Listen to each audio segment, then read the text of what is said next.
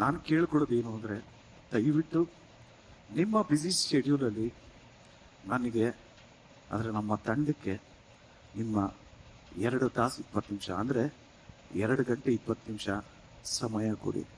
ಯಾಕೆಂದರೆ ಇದು ಒಂದು ಒಳ್ಳೆ ಫ್ಯಾಮಿಲಿ ಎಂಟರ್ಟೈನರ್ ಸಿನಿಮಾ, ಮಕ್ಕಳೆಲ್ಲ ಕೂತ್ಕೊಂಡು ನೋಡುವಂಥನೇ ಸಿನಿಮಾ. ಆ್ಯಕ್ಚುಲಿ ಸ್ವಲ್ಪ ವೈಲೆನ್ಸ್ ಇದೆ. ಈ ಚಿತ್ರನ ನೀವೆಲ್ಲರೂ ನೋಡಿ ಆಶೀರ್ವಾದ ಮಾಡಿ ಅಂತ ರಿಕ್ವೆಸ್ಟ್ ಮಾಡ್ತಾ ನನ್ನ ಮಾತು ಪ್ರಾರಂಭ ಮಾಡ್ತೀನಿ. ಸೇರ್ಸ್ಲ ಜನನ, ಏಳಿಸ್ಲ ದೊಂಬಿನ, ಹಾಕಿಸ್ಲ ಬೆಂಕಿನ.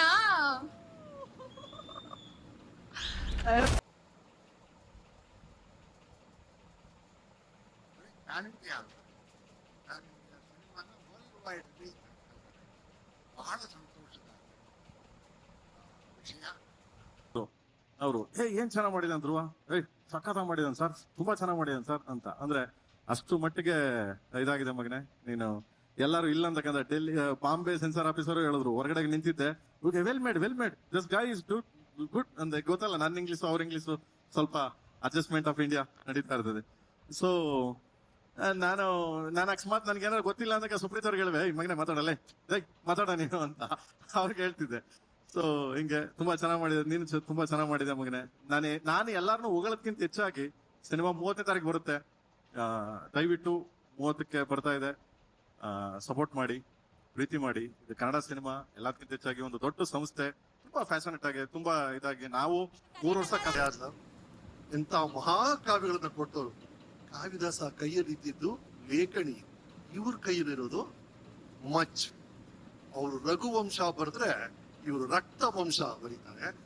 ಅವರು ಮೇಘದೂತ ಬರೆದ್ರೆ ಇವರು ಮರಣ ದೂತ ಆಗ್ತಾರೆ. ಅವರು ಶಾಕುಂತಲ ಬರೆದ್ರೆ ಇವರು ಶಾಕ್ ಮುಂದ್ರ ಅಂತಾರೆ. ಫಿಲ್ಮ್ ಅಲ್ಲಿ ನೋಡಿ, ಇಂಟ್ರೋಲ್ ಅಲ್ಲಿ ಶಾಕುಂದಿ, ಕ್ಲೈಮ್ಯಾಕ್ಸ್ ಅಲ್ಲಿ ಪೆದ್ದು ಶಾಕುಂದಿ ಅಂತ ಶಾಕುಂದ್ರ ಬರ್ದಿದ್ದಾರೆ ಧ್ರುವ ಸರ್ಜಾ, ಪ್ರೇಮ್ ಸರ್ಜಾ ಅವರು ಅಂತ. ಬ್ಯೂಟಿಫುಲ್. ಇದು ಇಬ್ಬರನ್ನ ಸ್ಕ್ರೀನ್ ಅಲ್ಲಿ ನೋಡೋದೇ ಒಂದು ಹಬ್ಬ.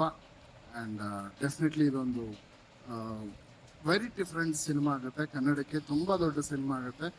ಅಂಡ್ ಪ್ರೇಮ್ ಸರಿನ ಶ್ರದ್ಧೆ, ಅವರ ಡೆಡಿಕೇಶನ್ ಪ್ರತಿಯೊಂದು ಸೀನಲ್ಲಿ, ಪ್ರತಿಯೊಂದು ಮ್ಯೂಸಿಕಲ್ಲಿ, ಪ್ರತಿಯೊಂದು ಬ್ಯಾಕ್ ಗ್ರೌಂಡ್ ಸ್ಕೋರ್ ಅಲ್ಲಿ ನನ್ನ ಮ್ಯೂಸಿಕ್ ಇಲ್ಲ, ಪ್ರೇಮ್ ಸರಿನ ಉಸಿರಿದೆ ಅಂತ ಹೇಳಕ್ ಇಷ್ಟಪಡ್ತೀನಿ.